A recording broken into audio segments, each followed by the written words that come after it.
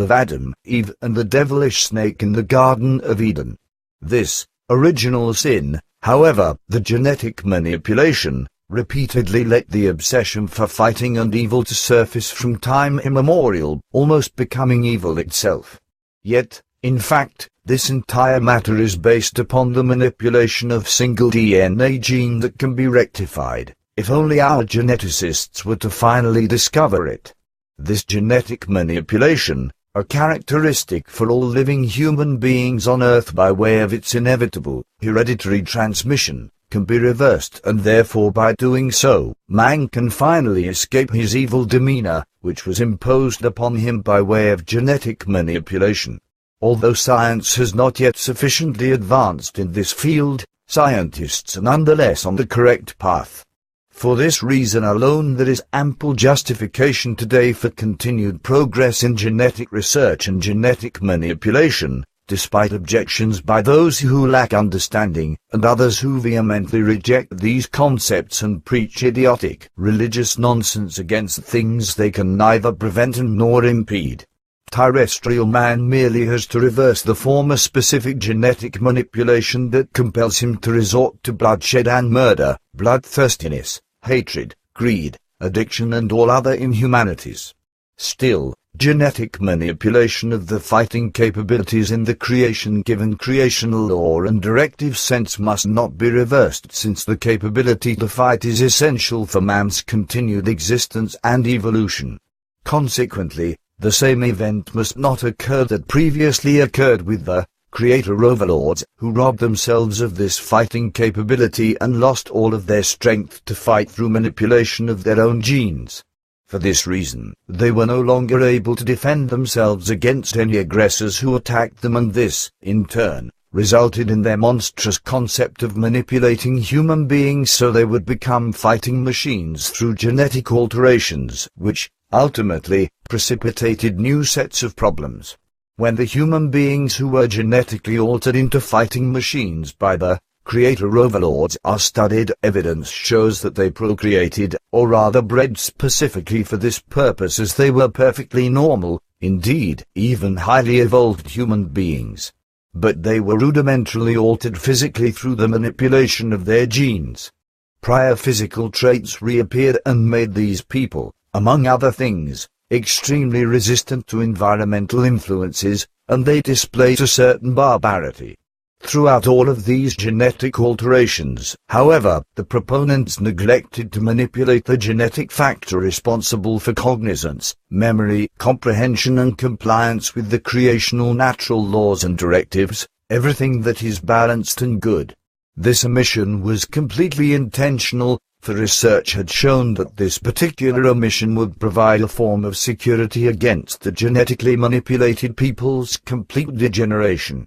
The omission would always allow a degree of humanness to surface and influence mankind's lives, actions and other factors, and thus provide some guarantee for the creator overlords that genetically manipulated individuals would not become viciously assaultive against them.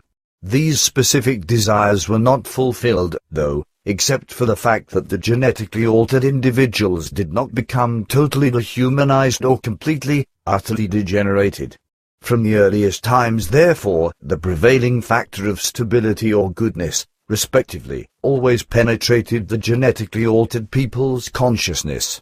Because of this factor over the past millions of years, viciousness has increasingly lost its significance, although it remains quite evident, particularly within certain rulers, criminals, despots and others. Unfortunately, no one was previously aware that through the genetic manipulation, and the naturally existing factor of stability and goodness in man, a conflict or at least a feeling of being torn between opposing emotions would arise. This holds true even today with many human beings. As a result of these genetic manipulations, and from earliest times, man has fought these inner conflicts of good and evil, where evil frequently is the winner. Nonetheless, increasing numbers of humans combat their way to goodness by conquering the damage done by the genetic manipulation and their wicked legacy, that is, the evil or original sin. Unfortunately, frequent excesses occur that are based upon degeneration and pseudo-humanism, because humans are unable to find the appropriate paths and cling to false ideals that frequently originated from religious sectarian idiocy.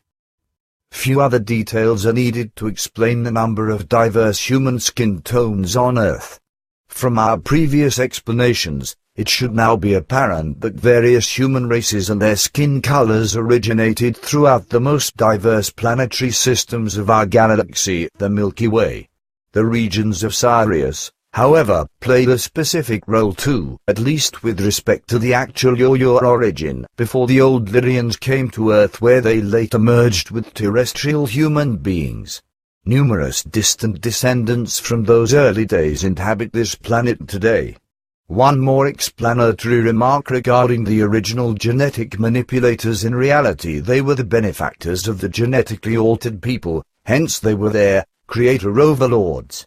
When the time came to eventually kill or merely exile the genetically altered individuals, they, the benefactors, split into two sides. Subsequently, the two divisions fought each other with harsh verbal assaults and accusations until other intelligent beings from the Sirius regions intervened. They were joined by the group who wanted to kill the genetically altered people. The true benefactors, those opposed to the killing, were able to rescue a great many genetically manipulated beings whom they had divided into several groups in spite of the many countermeasures of those who wanted to kill. As was previously explained, two groups of peoples settled on the other side of the galaxy, while the remainder of the peoples found new homes in the Sol system on Mars and Malona. Subsequently, several thousand degenerate, genetically altered individuals were deported to Earth. The benefactors knew even then that the people shipped there could not remain in this solar system forever, but that sometime later they would have to depart for other destinations. The benefactors were fully aware that this remote system's sun was a waning star even then, and it was specifically selected since the Sirius intelligences and the creator overlords, who were willing to kill the refugees, did not suspect that this region with its dying sun would be a candidate for new settlements of the degenerates and God's workers, as they were called by the creator overlords. For this reason, the benefactors placed vast distances between the genetically manipulated people's home planets in the Sirius regions and the Sol system, as well as the distant system beyond the galaxy, so as to protect those living on them from those who threatened to kill and eliminate them. The selected hideaways were chosen therefore for their extreme remoteness and their position at the fringe of the galaxy. In addition to having a dying sun, another determining facet also was that living conditions on Sol planets and planets within the system on the other side of the galaxy were very inhospitable, since the breathable air on each of the newly settled planets did not match the original air composition on the home planets. Even on Earth today this is applicable, for its air composition fails to measure up to human respiratory requirements.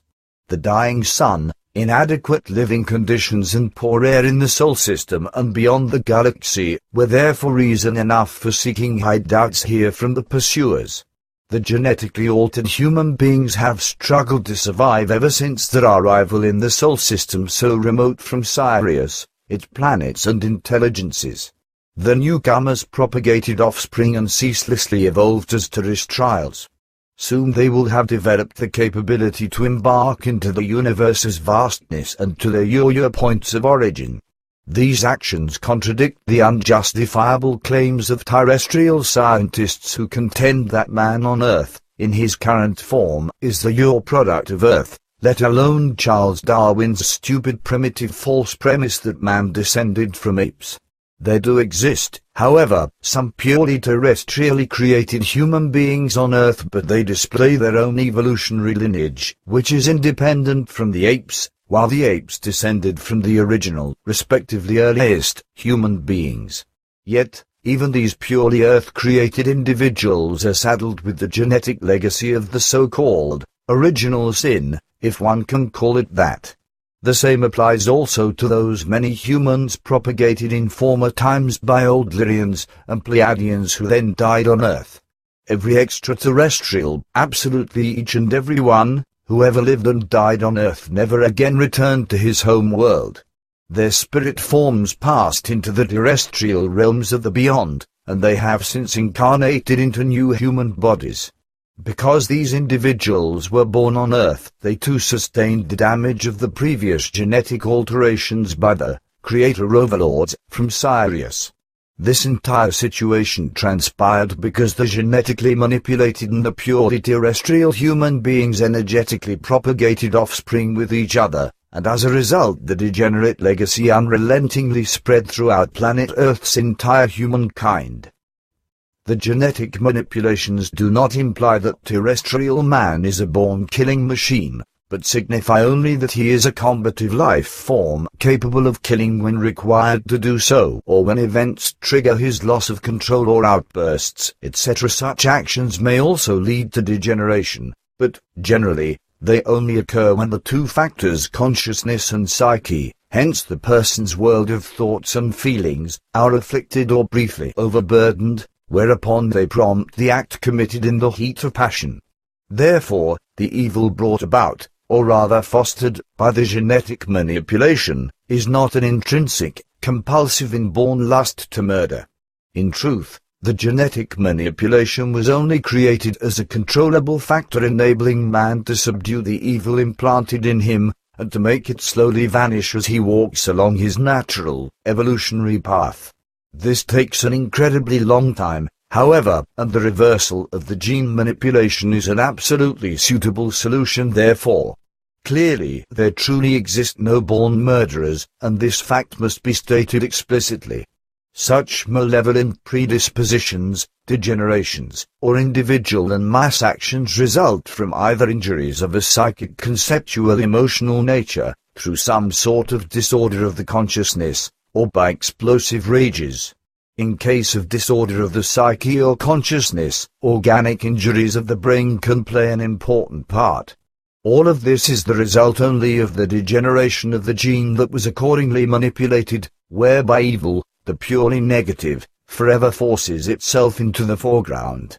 For this reason additional items also come into play, such as man's savagery and blood frenzy during revolutions and wars, at times when he discovers the ease of killing and then overcomes the killing barrier. Such a barrier normally will remain forever present in man, despite his genetic manipulation, unless circumvented by disease or explosive rage. Therefore, there is no such thing that man is born evil in the sense that he or she is totally evil from birth onward, as some people enjoy claiming, those who wish only to see evil and total negativity. Man, of course, was provided with both the negative and the positive from the very beginning of his existence, but not to the point where he is only negative or only positive. Ultimately, an equilibrium is established that truly provides man with the capability and stability of conquering every inflicting injury and all forms of external influences. Both negative and positive factors, when combined with and applied to the appropriate form, result in one grand total which turns the human life form into an extremely hardy living entity that possesses the required abilities and is a born fighter for the creational natural laws and directives without excessiveness. The creator overlords, who originally were human beings with the same characteristics as man, however, insanely eliminated this gene from within themselves. In the process they lost all their own combativeness and robustness. They modified their entire thinking process and actions accordingly, and this resulted in their complete decadence. Consequently, they were defenseless and were subjugated when aggressors attacked them. As a result, they secretly developed this breed of fighters whom they genetically manipulated, and covertly new races were propagated having an array of diverse skin colors. These fighters served as pawns against the aggressors and were victorious. Thus, the creator overlords are to blame for their own deterioration. In their distress they procreated a new breed of humans who actually possessed all the nature-given prerequisites once again, and, hence, they were capable of fighting and living. This proved to be insufficient for the creator overlords, though, and they decided to conduct additional genetic manipulations to make the new peoples even more aggressive than their natural tendencies allowed. To some extent the creators merely amplified certain